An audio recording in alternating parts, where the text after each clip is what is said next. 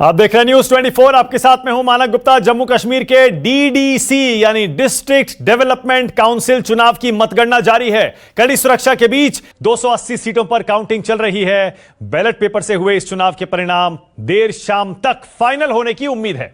इस बीच जो रुझान अभी तक आए हैं उसमें गुपकार गठबंधन बीजेपी से आगे निकल गया है। गुपकार गठबंधन आप देख पा रहे हैं 88 सीटों पर आगे चल रहा है, जबकि बीजेपी 46 सीटों पर आगे है। कांग्रेस को 20 सीटें मिल रही हैं और अन्य को 67 सीटें फिलहाल मिलती हुई दिखाई दे रही हैं। यह रुझान है, इनमें कुछ एक नतीजे भी शामिल हैं। और आप भी सोच रहे होंगे, आमतौर पर इलेक्ट्रॉनिक वोटिंग मशीनों से जो चुनाव होते हैं उसमें तो 11-12 बजे तक सारी तस्वीर साफ हो जाती है, लेकिन इस बार जम्मू कश्मीर में जिला विकास परिषद के ये चुनाव बैलेट पेपर से हुए हैं और इसीलिए इतना समय लग रहा है नतीजे आपके सामने आने में। जम्मू की हालत देखिए, वहां पर आपको साफ पता लग रहा होगा बीजेपी भारी पड़ रही है गुपकार अलायंस पर, जबकि कश्मीर में घाटी के इलाके में वहां बीजेपी सिर्फ 4 सीटें जीत रही है। लेकिन फिर भी यह बड़ी कामयाबी होगी क्योंकि बीजेपी घाटी में अपना खाता खोलती हुई पहली बार दिखाई दे रही है। और श्रीनगर से जीते एजाज हुसैन, उनसे बात की है न्यूज 24 संवाददाता ने, जरा आप भी देखिए। कश्मीर घाटी में बीजेपी ने पहले चुनाव में यहां पर पहली बार इतिहास में खाता खोला है। डीडीसी चुनाव में श्रीनगर के बालहमा इलाके से एजाज ने यहां पर जीत हासिल की है। एजाज बताइए, क्या ऐतिहासिक जीत के पहली बार कश्मीर में कमल खिलाया? मैं मुबारकबाद देना चाहता हूं माननीय प्रधानमंत्री जी को और माननीय अमित शाह जी को और जितने संगठन के लोग हैं जिन्होंने हम पे विश्वास किया और हमें यहाँ पे मुकाबला करने के लिए हमें सीट दे दी। मैं ये सब बोलता हूँ कि ये जो सीट की जीत है ये भारतीय जनता पार्टी के हर एक कार्यकर्ता की जीत है और हर एक उस फर्द की जीत है जिन्होंने यहाँ पे बलिदान दे दिया है यहाँ तिरंगा उठाने के लिए। ये राष्ट्रवादी लोगों की जीत है और आने वाले समय में जो विकास का हमारा नारा है, मूल मंत्र, उसको हम लोग ग्राउंड स्तर पे हम लोग पहुंचाएंगे। और आने वाले समय में ये जो प्रोपेगेंडा इन्होंने फैलाया था भारतीय जनता पार्टी कम्युनल पार्टी है, इसको शायद वोट नहीं देंगे।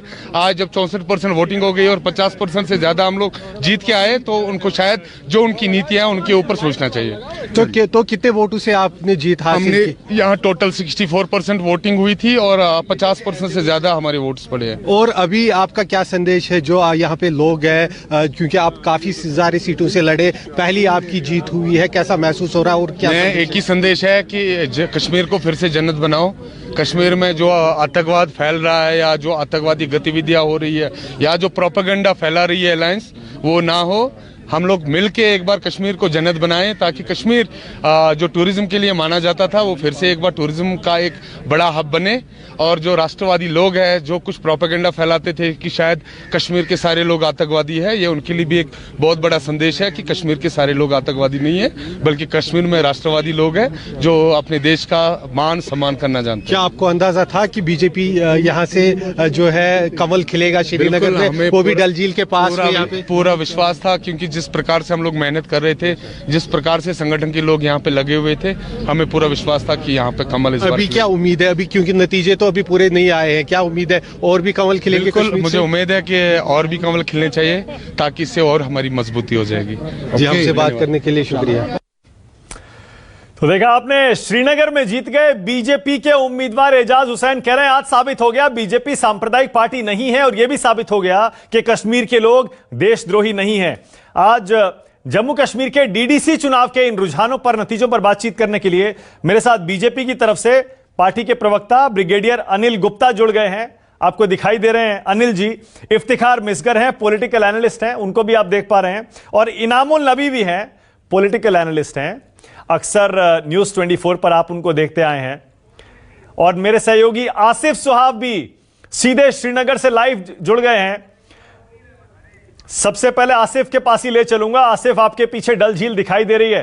थोड़ी देर पहले एजाज हुसैन से आप बात कर रहे थे, उनकी बाछें खिली हुई थी। कैसे हो गया ये? बीजेपी जीत गई श्रीनगर में, 3-4 सीटें जीत रही है घाटी में बीजेपी, कैसे आसिफ?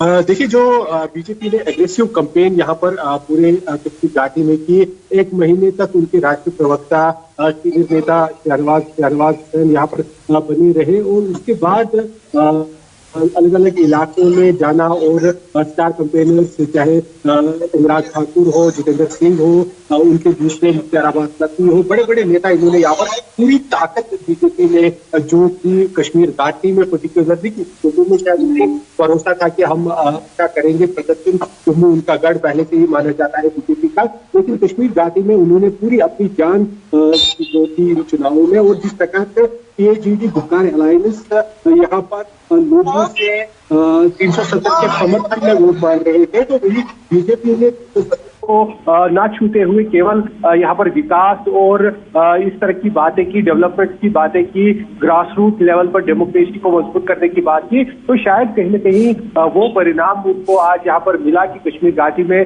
कवल खिल गया। न केवल श्रीनगर से उन्होंने यहाँ पर सीट जीती है, बल्कि दक्षिणी कश्मीर का जो वोलेटाइल इलाका पुलवामा है, जहाँ पर आए दिन हम देखते हैं एनकाउंटर्स होते हैं, वहां ताकपुरा से भी बीजेपी को जीत हासिल हुई है, और उसके बाद उत्तरी कश्मीर के दूर दराज इलाके बांडीपुरा, गुरेज और तुलेल में भी यहाँ पर जीत मिलती उनको नजर आ रही है। तो जाहिर सी बात है जो बीजेपी ने पूरी जान जोत दी कश्मीर घाटी में अपनी इन चुनावों को लेकर, वो परिणाम उनको मिला। हालांकि एक मानक जरूर है कि ओवरऑल परफॉर्मेंस अगर बीजेपी का दिखे पूरे जम्मू कश्मीर में, लेकिन वो फिलहाल निराशाजनक अभी तक के रुझानों के जरिए नजर आ रहा है। हाँ बिल्कुल सही है, क्योंकि हम देख रहे हैं जम्मू रीजन में भी बीजेपी 42 जीत रही है और गुपकार अलायंस 25 सीटों के साथ कड़ी टक्कर दे रहा है बीजेपी को, और कांग्रेस भी 10 सीटें जीत रही है, अन्य 20 सीटें जीत रहे हैं। और घाटी में तो आप देख ही रहे हैं बीजेपी ने खाता जरूर खोला है, लेकिन गुपकार अलायंस 63 सीटों के साथ काफी आगे है, और उसके बाद अदर्स का नंबर आता है 47,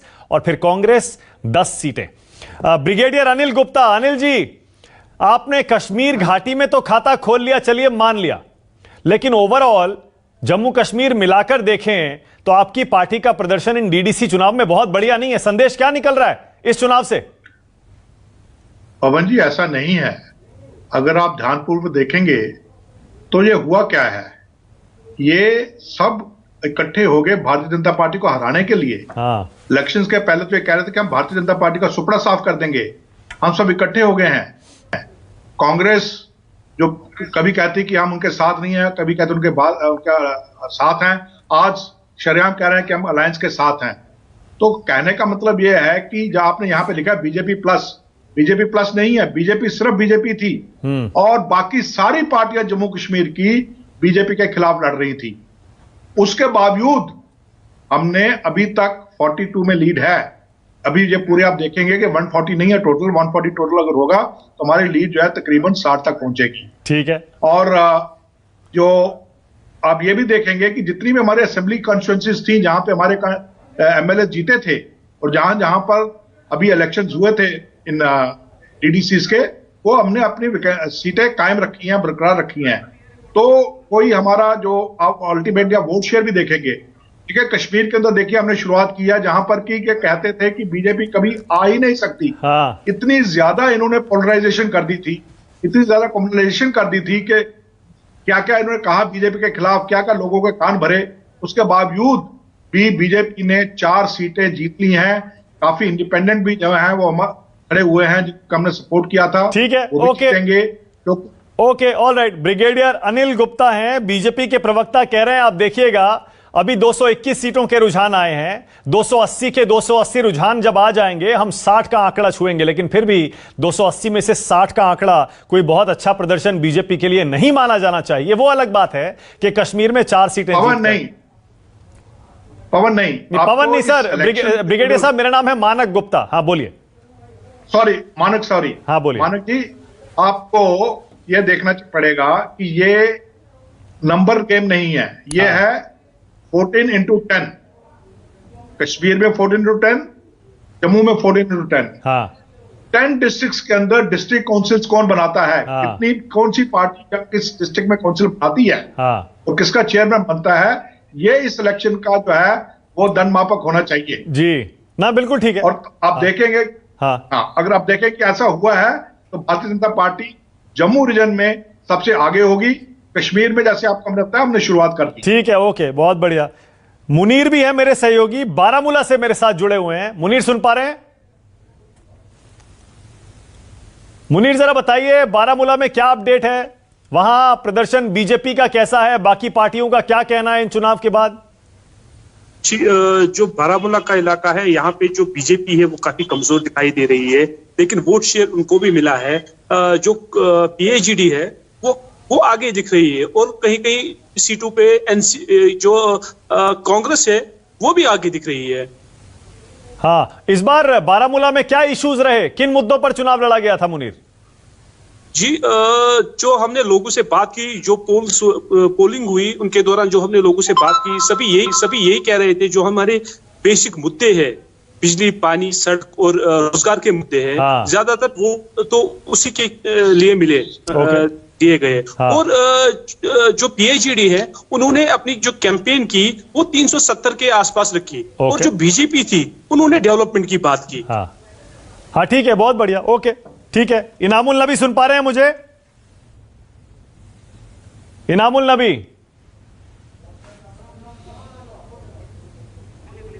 इनामुल नबी, आवाज आ रही है आपको? बिल्कुल जनाब, मुझे आवाज आ रही है। क्या हाल चाल है, कैसे हैं इनामुल नबी साहब आज? बिल्कुल फाइन सर। अच्छा, तो ये जो इलेक्शन के रिजल्ट आ रहे हैं डीडीसी इलेक्शन के, इसका क्या संदेश आप पढ़ रहे हैं इनामुल नबी? बीजेपी को लोगों ने रिजेक्ट किया है। जम्मू में इनकी काफी डोमिनेंस रही थी पिछले इलेक्शन में। आज उनकी हालात देख लीजिए, इतने स्टार कैंपेनर्स को बुलाकर भी, मिनिस्टर्स को बुलाकर, स्टालवर्स जो बीजेपी है उनकी कैंपेनिंग कराकर भी, आप पहले जम्मू की ही बात कर लीजिए, क्योंकि जम्मू में बीजेपी की डोमिनेंस रही है। जम्मू में इनका बलबला ज्यादा रहा है। तो आज उनकी परफॉर्मेंस वहां देखकर जो उनकी हालत वहां पर हुई है, जो मैंडेट मिला है, उससे साफ आपको ये क्लियर मैंडेट है कि लोगों को बीजेपी से विश्वास उठा है। मैं जम्मू की बात कर रहा हूँ। रही बात कश्मीर की, सारे लोग आकर सारी क्या नहीं लगाया इन्होंने यहाँ पर दाव पर, फिर भी 1-2 सीटें निकाल कर कोई बड़ा कमाल नहीं किया है। लेकिन बात यह है, डेमोक्रेसी में बात मेजॉरिटी की सुनी जाती है। डेमोक्रेसी की यही खूबसूरती होती है कि जिन्होंने इनको गैंग करके बुलाया था, आज उन्हीं का बलबला और उन्हीं की डोमिनेंस नजर आ रही है। चाहे कश्मीर की बात करें या जम्मू की बात करें, फिर आप ये कहें कि उन्होंने सेंटिमेंट्स की बात कही या डेवलपमेंट की बात कही। डेवलपमेंट का आप इस बात से भी मानक जी अंदाजा लगा सकते घाटी का क्या है कि यहाँ पर पिछले साल प्रधानमंत्री जी ने 2 बड़े प्रोजेक्टों की अनाउंसमेंट की थी। एक तो हुआ एम्स, दूसरा हुआ सर्कुलर रोड। आप अंदाजा लगा लीजिए कितनी सीरियस थे यहाँ पर हुक्काम, गवर्नमेंट कितनी सीरियस थी उन 2 प्रोजेक्टों में। अभी तक 0% प्रोग्रेस है। ठीक है, no progress on the commitment of prime minister. ठीक है, आप अंदाजा लगा लीजिए किसके लिए वोट डालते, चाहे जम्मू की बात हो या यहाँ की बात हो। हमारी कौमी शहरा जो श्रीनगर जम्मू हाईवे है, शहर मानी जाती है 2 प्रोविंसों के दरमियान। यहाँ से फ्रूट बाहर जाता है, वहां से मटीरियल यहाँ आता है।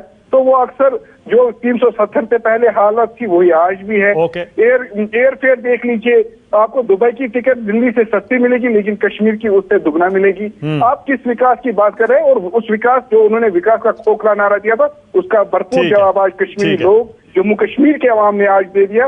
ये इनके लिए इंफ्रास्ट्रक्चर का टाइम है, वो मुहासबा करे कि इन्होंने क्या खोया और क्या पाया। ठीक है, इफ्तिकार मिसगार, इफ्तिकार भाई, आपके हिसाब से क्या संदेश है इस चुनाव में? नतीजे एक बार फिर से थोड़ा सा अपडेट दे दूं, अगर आप स्क्रीन नहीं देख पा रहे हैं। कुल 221 सीटों में से हमारे पास 280 में से 221 के ट्रेंड्स आ गए हैं।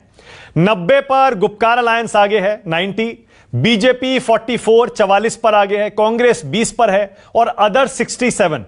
जम्मू का breakup, BJP 40, Gupkar alliance 27, Congress 10, others 20।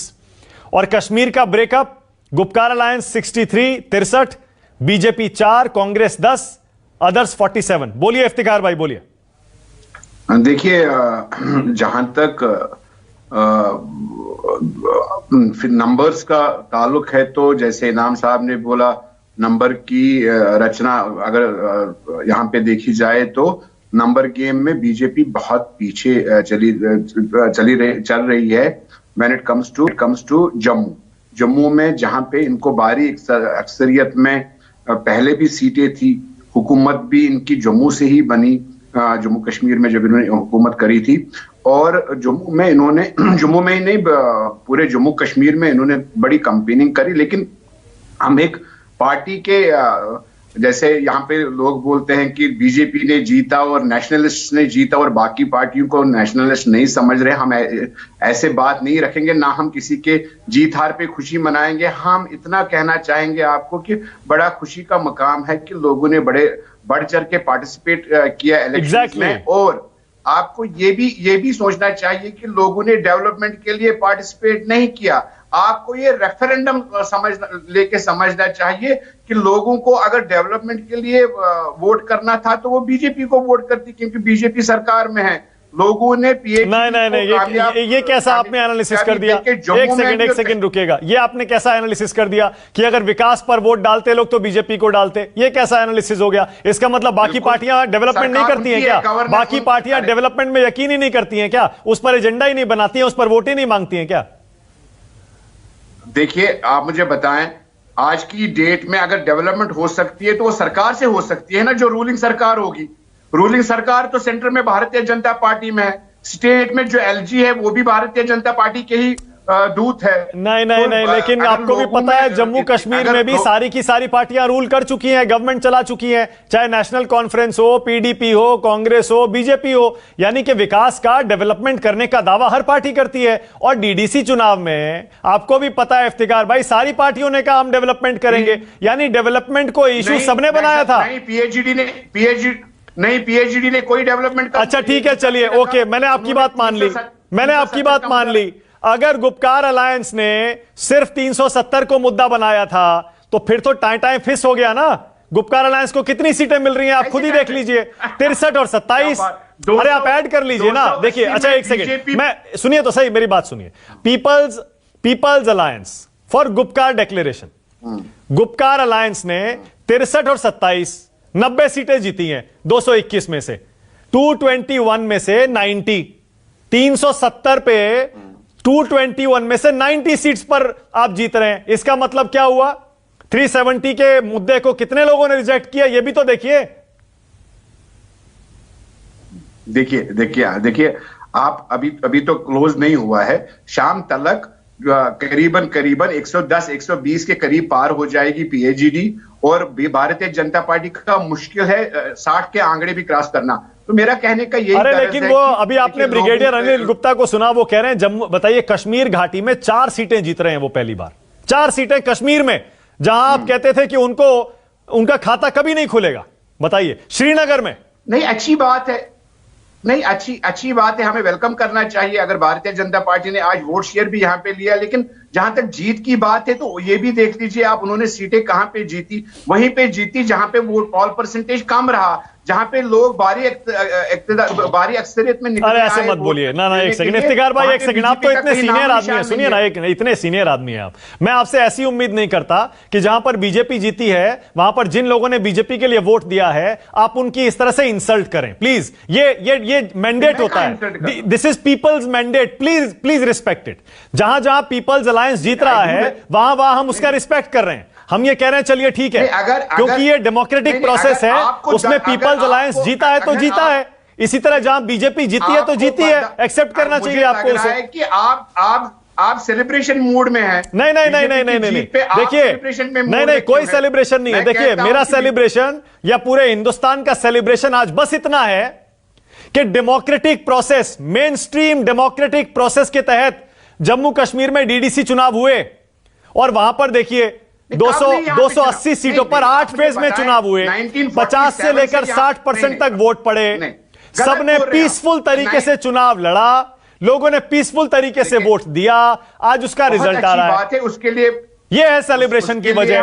कौन जीता है कौन हारा है इससे किसी को क्या फर्क पड़ता है, एज लॉन्ग एज। उसके लिए हम यहाँ की लोकल एडमिनिस्ट्रेशन को, पुलिस को, उसके लिए हम मुबारकबाद देते हैं जो पीसफुली इलेक्शन हुए। लेकिन आपको यह भी देखना चाहिए कि 1947 से यहाँ पे इलेक्शन हो रहे हैं और इसी डेमोक्रेटिक प्रोसेस में हो रहे हैं। नहीं हो तो रहे हैं, लेकिन 370 हटने के बाद सब कह रहे थे ना, 370 हटने के बाद सारे लोग कह रहे थे, जो ये कहते थे कि 370 नहीं रहना चाहिए, लाइफ लाइन है, हटा दिया तो पता नहीं क्या हो जाएगा। ये उन लोगों के लिए भी संदेश है कि जम्मू कश्मीर के लोग भी, जैसा अभी बीजेपी के श्रीनगर से जीते हुए कैंडिडेट कह रहे थे कि जम्मू कश्मीर के लोग भी राष्ट्रवादी हैं, वो भी नेशनलिस्ट हैं, वो भी हिंदुस्तान के आइडिया में यकीन करते हैं, वो भी लोकतंत्र में, डेमोक्रेसी में यकीन करते हैं। 370 हटने के बाद भी अगर जम्मू कश्मीर का एक डेमोक्रेटिक इलेक्शन सक्सेसफुली कंप्लीट हो रहा है सर, तो ये सेलिब्रेशन का वाकई वजह है। आसिफ के पास चल रहा हूं एक बार फिर से। डल झील के बाहर आसिफ खड़े हैं, उनके साथ शायद संजय श्रॉफ हैं। Asif, over to you. देखिए मानक, आपकी बात बिल्कुल सही है। किसी को क्या किसी भी सीट यहाँ पर मिले वो अलग बात है, लेकिन सबसे महत्वपूर्ण है कि जम्मू कश्मीर में धारा 370 हटाने के बाद बीजेपी कम से कम यहाँ चुनाव करने में कामयाब हो गई। और चुनाव भी जैसा कि बीजेपी भी लगातार डंका इससे पीट रही है कि बिना किसी बड़ी हिंसा के यहाँ पर चुनाव पूरी तरह से मुकम्मल कराए गए और काफी अच्छे माहौल में चुनाव हुए। दूसरी बात, जिस प्रकार से हालांकि कुल मिलाकर जम्मू कश्मीर में बीजेपी को नुकसान हो रहा है, लेकिन जो बीजेपी ने पहली बार जो कश्मीर घाटी में किसी चुनाव में अपनी यहाँ पर सीट निकाली है, अपनी प्रेजेंस कश्मीर घाटी में कमल खिलाया है, जो इस डल झील में भी काफी बेहतरीन कमल खिलते हैं। लेकिन एक तरह से देखा जाए तो उन्होंने कश्मीर घाटी में अपनी जो राजनीतिक के बाद एक डेमोक्रेटिक इलेक्टेड प्रेजेंस होती है वो आज दर्ज करा दी। हमारे साथ संजय सराबी यहाँ पर है। संजय जी, आप बताइए कैसे देखते हैं आप इस पूरे घटनाक्रम को, जिस प्रकार से बीजेपी ने पहली बार कमल खिलाया है कश्मीर का? देखिए, सबसे बड़ी बात तो है कि जिस तरीके से इलेक्शन का प्रोसेस यहाँ पर हुआ और जिस तरीके से पीसफुल तरीके से इलेक्शन हुआ, जिसके लिए हम सब लोग दुआ कर रहे थे अपने, बिकॉज हमने लास्ट 30 साल से देखा है कि डेमोक्रेटिक प्रोसेस जो यहाँ रुका हुआ था। तो इस बार जो खुले दिल से लोग निकले, जिसने वोट डाला बहुत अच्छा किया, जिसने नहीं डाला मैं उनसे भी गुजारिश करूंगा फ्यूचर में आकर खुलकर डालें। और हम लोगों ने भी हर एक से यही गुजारिश की थी मीडिया के माध्यम से भी कि आप अपना वोट डालिए, जो चेहरा आपको ठीक लगे, जो कैंडिडेट आपको ठीक लगे, जो आपको लगे कि ये सोशल एक्टिविज्म में इन्वॉल्व है, ये आगे काम कर सकता है, उसको वोट डालें। जहां बीजेपी की आप बात करें, अच्छी बात है, it is a good message. जो कैंडिडेटों ने काम सही किया है उन कैंडिडेटों की सीटें निकल रही है, तो ठीक बात है, इसमें कोई बात नहीं। मैंने वही बात की कि यहाँ मेरे हिसाब से आज डिस्ट्रिक्ट डेवलपमेंट काउंसिल को देखा गया कि ये डेवलपमेंट के मुद्दे हैं। पार्टियों को साइड में रखकर लोगों ने उन चेहरों पर वोट डाला, तो जो चेहरे निकल के आ गए, अगर they represent from the BJP, तो that is a really very good sign. अगर 3-4 सीटें आज पहली बार आई है तो बहुत बड़ी बात है बीजेपी के लिए, there is no doubt for that. और मानक, मेरे हिसाब से देखें तो ये विन विन सिचुएशन लगभग सबके लिए अब बनती दिख रही है, क्योंकि बीजेपी के लिए अगर श्रेय जाता है कि उन्होंने चुनाव यहाँ पर कराए, तो दूसरी तरफ पीएजीटी के लिए ये उनको एक श्रेय जाता है कि वो जो उन्होंने कोशिश की थी लोगों से मैंडेट मांगने की 370 के समर्थन में, शायद उन्हें भी अपनी तरफ उसमें कामयाबी। एग्जैक्टली, बिल्कुल यही बात तो ब्रिगेडियर गुप्ता साहब हम भी कह रहे हैं कि अगर गुपकार अलायंस को 88 सीटें मिल रही हैं 221 में से जम्मू कश्मीर में, तो उनको इस बात पर तसल्ली होनी चाहिए। उनको यह नहीं करना चाहिए कि वो ये कहें कि जो बाकी लोग हमारे खिलाफ वोट कर रहे हैं, जो बीजेपी को वोट कर रहे हैं, वो बस ऐसे ही जीत गए, उनके साथ लोग नहीं है, लोग हमारे साथ हैं। ब्रिगेडियर गुप्ता। मानक, ऐसा नहीं है। देखिए, ये जो पूरा नैरेटिव बदलने की कोशिश कर रहे हैं और इसे रेफरेंडम की वोटिंग कह रहे हैं, वो बिल्कुल गलत बात कर रहे हैं। ये रेफरेंडम नहीं है। अगर आप रेफरेंडम की बात करते हैं तो फिर टोटल 34% वोटिंग हुई है कश्मीर वैली के अंदर। इसका मतलब है 34 में से कम अगर 4% भी भारतीय जनता पार्टी के लिए वोट किया है, तो 30% लोग जो इनके हक में हैं, 70% लोग इनके खिलाफ हैं। ये इस बात को क्यों नहीं देखते हैं? ये बिना बात के, क्योंकि आपने देखा जब लोग कतारों में खड़े थे, क्या कह रहे थे? सब लोग यही कह रहे थे कि हम बिजली, पानी, सड़क, इसके लिए हम वोट डाल रहे हैं। और ये बड़ी शर्म की बात है, ये पार्टियां जिन्होंने 60 साल तक हुकूमत चलाई, वहां पर लोगों को अभी तक बिजली, पानी, सड़क नहीं दे सके। और आप ये कहते हैं कि ये बिजली, पानी, सड़क का वोट ही नहीं है, और ये कहते हैं कि जिन्होंने बिजली, पानी, जिन्होंने अगर बिजली, पानी, सड़क चाहिए होता तो भारतीय जनता पार्टी को वोट करते। इसका मतलब है कि ये लोग चाहते ही नहीं है बिजली, पानी, सड़क देना। ये इनकी मेंटालिटी देखिए, ये हर बात को तोड़ मोड़ के गलत लोगों के मन में गलत फहमी फैलाने की कोशिश करते हैं। हाँ बिल्कुल, नहीं, कम से कम इस बात पर मैं आपसे सहमत हूं। मैं आपसे इस बात पर सहमत हूं। इनामुल नबी, आप भी बताइएगा, आपने भी बहुत सारे चुनाव देख लिया इनामुल नबी जम्मू कश्मीर में। मेरी बात सुन लीजिए पूरी, उसके बाद बोलिएगा, पूरा मौका दूंगा। अब से पहले जितनी बार भी चुनाव हुआ इनामुल नबी, याद करिए 370 हटने से पहले हर बार हुर्रियत कॉन्फ्रेंस आपका क्या कहता था? बॉयकॉट, सारे इलेक्शंस का बॉयकॉट करने को बोलता था या नहीं बोलता था? वहां पर टेररिस्ट अटैक होते थे या नहीं होते थे? बताइए। और इस बार ये जो 370 हटने के बाद ये जो चुनाव हुआ है, बताइए इसमें कोई वायलेंस हुआ? कितना पीसफुल तरीके से ये चुनाव हुआ? 50 से 60% तक वोटिंग हुई है। क्या ये एक जीत नहीं है जम्मू कश्मीर के लोगों की? मानक जी, हम कौन इससे इनकार कर रहा है? हम तो ये कह रहे हैं कि हम तो ये खुशी की बात है कि लोग बढ़ चढ़ कर उन्होंने इस इलेक्टोरल प्रोसेस में हिस्सा लिया। हम तो चाहते हैं कि डेमोक्रेटिक प्रोसेस चलता रहे। Democratic process doesn't mean only the electoral process. हम चाहते हैं कि डिसेंट को भी अलाउ किया जाए। दूसरी बात, जो मैं एक बात से अपने भाई जो मेरे करीबी दोस्त भी है इफ्तिखार साहब, उनसे सहमत नहीं रखता हूँ, क्योंकि हमें you know me very well, माना कि आप मुझे अच्छी तरह से जानते हैं, मैं ऑनेस्टली अपनी बात रखता हूँ और बिना हिचकिचाहट के। लेट अस बी ऑनेस्ट कि यहाँ से जो जिस बीजेपी कैंडिडेट ने बालहामा से जीता है, वहां पर 65% पोलिंग हुई थी और 60% is very high polling percentage है।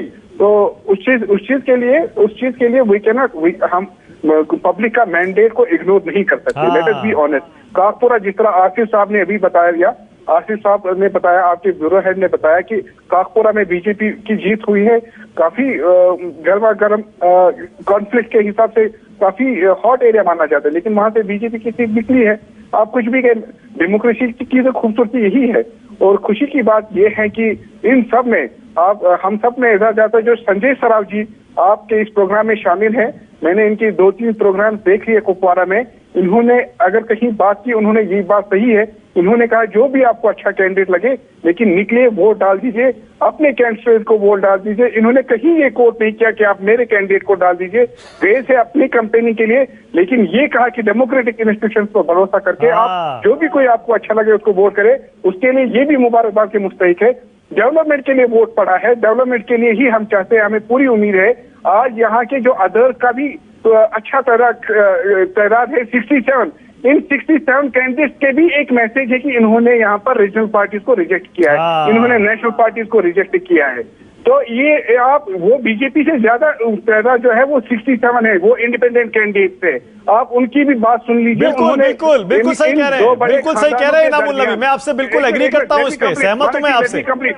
मानक जी, लेट मी कंप्लीट। 2 बड़े खानदान मुफ्ती और अब्दुल्ला के खिलाफ, 2 बड़े पार्टी नेशनल पार्टी कांग्रेस और बीजेपी के खिलाफ अगर सबसे ज्यादा किसी सीट्स पर लीड कर रहे वो इंडिपेंडेंट कैंडिडेट कर रहे, उनमें बजाते खुद एक जीत है इनके खिलाफ उठने के लिए। तो ये लोग सब लोग मुबारकबाद के मुस्तहिक। बिल्कुल ठीक है। एक छोटा सा जवाब और चाह रहा हूं आपसे मैं इनामुल नबी, क्योंकि मुझे पता है और आप बिल्कुल सही कह रहे हैं, मैं आपको जानता हूं। आप जब भी अपनी बात कहते हैं आप दिल से कहते हैं, आप डरते नहीं है किसी से। इनामुल नबी, क्या आप असेंबली इलेक्शंस का रास्ता जम्मू कश्मीर में आपको लगता है साफ हो जाएगा इस सक्सेसफुल डीडीसी इलेक्शन के बाद? एब्सोल्युटली एलजी साहब मुबारकबाद के मुस्तहिक है, हमारे डीजीपी साहब मुबारकबाद के मुस्तहिक है। इतना साफ और शिफाफ इलेक्शन हुआ है, तो इससे आज और काफी अच्छी इलेक्शन में पोलिंग परसेंटेज भी रही। इससे जो है असेंबली इलेक्शन के लिए बिल्कुल इट शोज की रास्ता क्लियर है।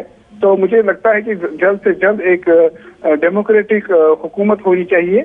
खूबसूरती की डेमोक्रेसी की खूबसूरती यही होती है। बहुत बढ़िया, बिल्कुल सही कह रहे हैं आप। रूल करे, हमें इलेक्शंस को भी असेंबली को भी मौका देना चाहिए। अच्छा, एक चीज और, जरा इफ्तिखार मिसगर भी सुन रहे हैं, जरा मुझे पता है आप दोनों का डिफरेंस ऑफ ओपिनियन है यहां पर, इसीलिए मैं मौका छोड़ूंगा नहीं। ये जो 67 इंडिपेंडेंट्स हैं इनामुल नबी, इन्होंने लोकल डेवलपमेंट के मुद्दे पर ही चुनाव लड़ा है ना, सारे इंडिपेंडेंट्स ने? जनाब, डेवलपमेंट पर ही। बहुत बढ़िया। अब बोलिए इफ्तिखार मिसगर, अब बोलिए आप। 67 उम्मीदवार ऐसे हैं इंडिपेंडेंट्स जो डेवलपमेंट पे जीत रहे हैं। बीजेपी के आप टोटल कर लीजिए, 42 और 4 46 डेवलपमेंट पे जीत रहे हैं। कांग्रेस के 10 और 10 20। अब आप बताइए, 280 में से आपके गुपकार की आ रही है 65 और 25, 90 सीटें 370 पे, 280 में से 90, जो कि 30% होती है मुश्किल से। अब बोलिए मानक जी, अगर आपको याद होगा सुबह सवेरे जब हम नींद से उठे तो पहली बात पे पहले ही इंटरव्यू में भारतीय जनता पार्टी के स्टेट प्रेसिडेंट जो है रविंदर जी, उन्होंने पहले बोला कि जितने भी इंडिपेंडेंट है वो उनको सब, मतलब most of the independents belong to Bharatiya Janata party because we have projected them and we have supported them. तो देखिए तो इसमें हंसने की क्या बात है? आप फिर हंस रहे हैं। देखिए, माफ करिएगा, मैं आपसे सहमत नहीं हूं। फिर से देखिए, अगर बीजेपी के समर्थन से भी वो जीत रहे हैं, सपोर्ट से भी, दिक्कत क्या है आपको? अरे वो जीत रहे हैं भाई। जम्मू कश्मीर के आपके साथियों ने, आपके पड़ोसियों ने, आपके भाई बहनों ने, आपके रिश्तेदारों ने, आपके स्टेट के लोगों ने उनको वोट दिया है। रिस्पेक्ट करिए मैंडेट को। बिल्कुल, हम मैंडेट, हमने हर समय मैंडेट को रेस्पेक्ट किया, हमने मैंडेट को रेस्पेक्ट किया और हम चाहते हैं कि दिल्ली सरकार मैंडेट का रेस्पेक्ट रखे। कौन से मैंडेट को रिस्पेक्ट करें? 2002 में जब लोगों ने, नहीं मानक जी मुझे बोलने दीजिए ना, आप बीच में टोक रहे हैं। जब 2002 में यहां पे इलेक्शन हुए, लोगों ने बढ़ चढ़कर हिस्सा लिया।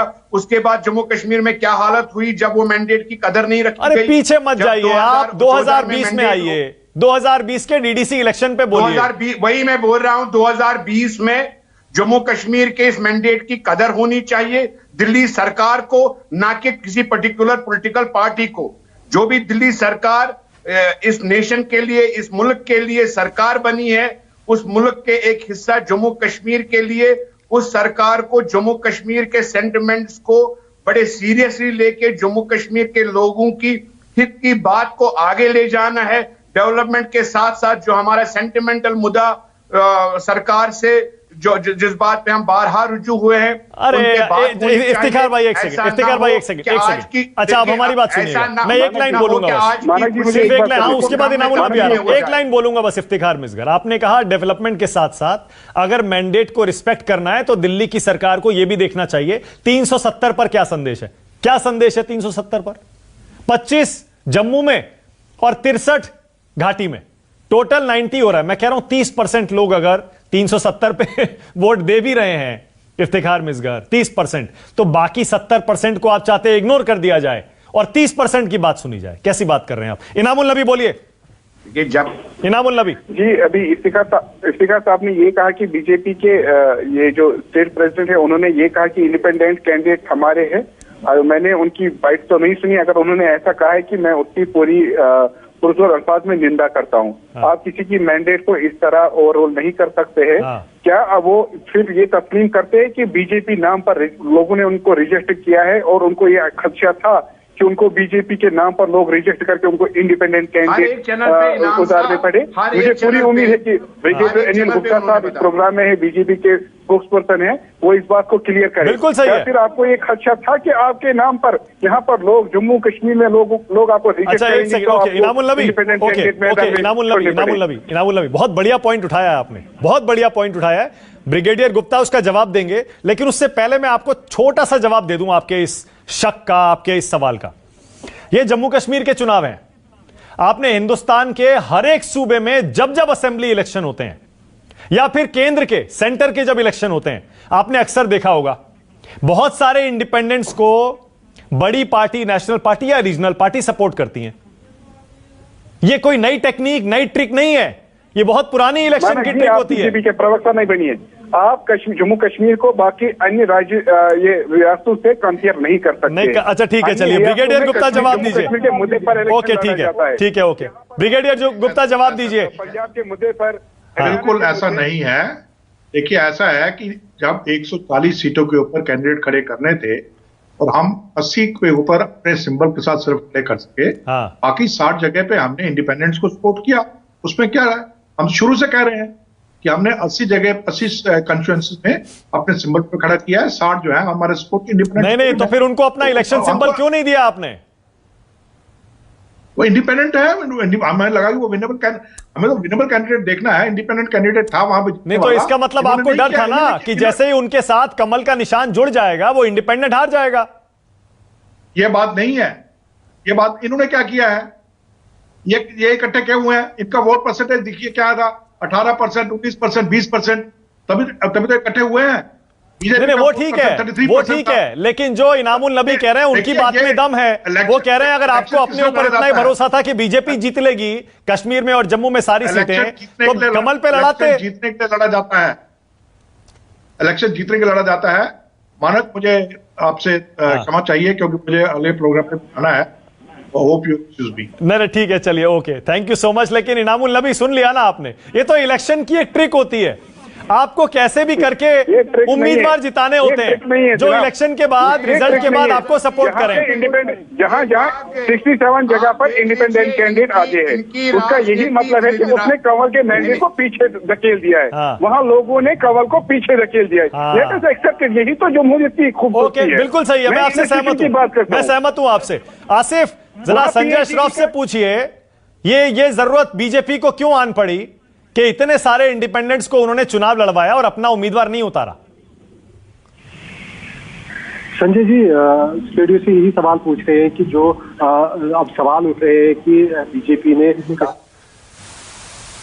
या अपने उम्मीदवार उन्होंने डायरेक्ट नहीं उतारे, उसके बारे में आपका क्या कहना है? देखिए मानक जी, मैं किसी भी इंडिपेंडेंट को नहीं ये कह सकता हूं कि वो किसी भी पार्टी का है। जो भी इंडिपेंडेंट जीत के आ रहे हैं तो बहुत ऐसी पार्टियां हैं जो ये कह रही है कि हम इनको पीछे से समर्थन दे रहे हैं, सपोर्ट दे रहे हैं, हमने उठाया था। मेरे को तो नहीं लगता है, मेरे को लगता है इंडिपेंडेंट कुछ ऐसे हैं जिनको ये जो चाहते नहीं थे किसी भी पार्टी के सिंबल पर लड़ना, जिनकी अपनी क्रेडिबिलिटी, इंडिविजुअल क्रेडिबिलिटी बहुत अच्छी थी उनकी सोसाइटी में, उनके एरिया में, और उनके नाम पर, उनके चेहरे पर उनको वोट मिला। तो आज अगर कोई भी पार्टी, चाहे बीजेपी हो या और भी बहुत पार्टीज है, जिससे भी पीएचडी भी कह रही है कि भाई, but I don't feel like that. हाँ, अब इंडिपेंडेंट की अपनी मर्जी है, वो जिसके साथ जुड़ेगा वो मेरे हिसाब से वहीं पर जुड़ेगा जहां उसको लगेगा कि वो अपने डेवलपमेंट के लिए, अपने एरिया के डेवलपमेंट के लिए काम कर सकता है और मैक्सिमम फंड यूटिलाइजेशन अपने एरिया में करा सकता है। ठीक है, आपको क्या लगता है मुद्दा क्या जो अभी आसिफ ब्रेक लेना है मुझे, आसिफ मुझे एक ब्रेक लेना है और इन्हीं आंकड़ों के साथ आपको छोड़े जा रहे हैं। ये तस्वीरें देखते रहिए, क्योंकि आज जम्मू कश्मीर के लिए नहीं, पूरे देश के लिए वाकई जश्न का दिन है। इफ्तिखार मिसगर को लग रहा होगा कि पता नहीं क्यों जश्न मना रहे हैं।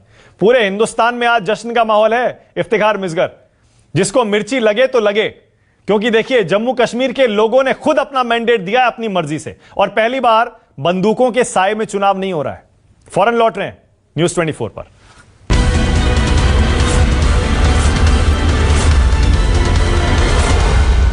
नमस्कार, मैं हूं मानक गुप्ता। अगर आपको हमारा ये वीडियो पसंद आया हो तो इसे लाइक और शेयर जरूर करें, और हां, हमें सब्सक्राइब और फॉलो करना ना भूलें ताकि आप देश और दुनिया की कोई खबर मिस ना करें। तो जुड़े रहिए हमारे साथ और देखते रहिए न्यूज़ 24।